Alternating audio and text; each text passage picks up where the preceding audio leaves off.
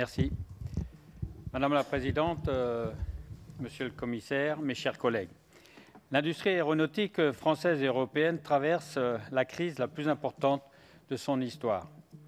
Les conséquences financières de la crise sanitaire sont déjà très lourdes et vont durer dans le temps.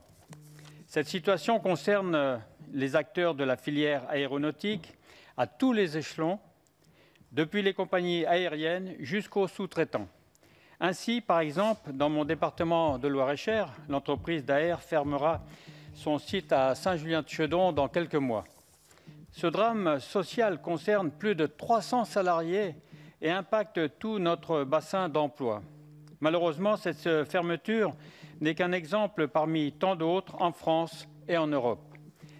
Cette triste actualité nous rappelle comme il est essentiel que l'État et l'Union européenne travaillent à une stratégie européenne pour faire face à la crise et soutenir cette filière industrielle de premier plan, notamment face à ses concurrents chinois et américains.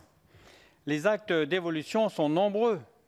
Ils concernent la gestion des mutations industrielles, la transition énergétique, la consolidation des rapports entre fournisseurs et grands groupes. Et à l'image d'Airbus, l'industrie aéronautique doit être un symbole de la coopération et de la réussite commune européenne.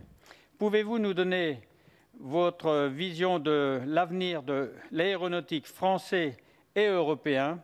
Quels sont, selon vous, les leviers d'action et de changement? Merci.